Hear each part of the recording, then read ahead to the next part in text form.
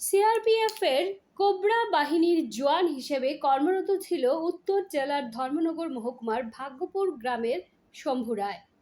গত 2021 সালের 3রা এপ্রিল মাওবাদীদের অতর্কিত হামলায় শহীদ হন বীর জওয়ান শম্ভু।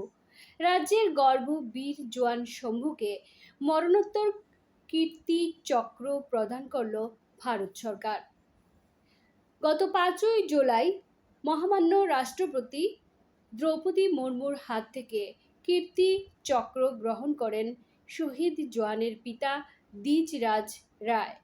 অশ্রু সজল চোখে রাজ্যের বীর জওয়ানের পিতা জানান, বাড়ির পাশেই শম্ভুর মর্মর মূর্তি স্থাপন করা হয়। ব্যুরো রিপোর্ট, ভীষণ টিভি।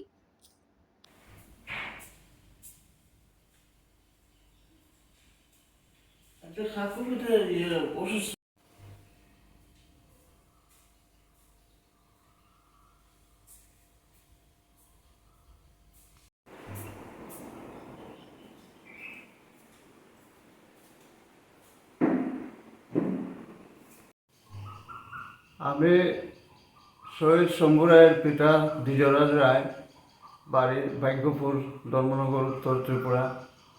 আমার ছেলে 2021-এর 3 এপ্রিল শহীদ হয়। মহামান্য রাষ্ট্রপতি আমাদেরকে লেটার দিয়ে নিয়ে যান দিল্লিতে। সেখানে আমাদেরকে 5 জুলাই আমাদেরকে কীর্তিচক্র দিয়ে আমাদের মা বাবার হাতে তুলে দেন।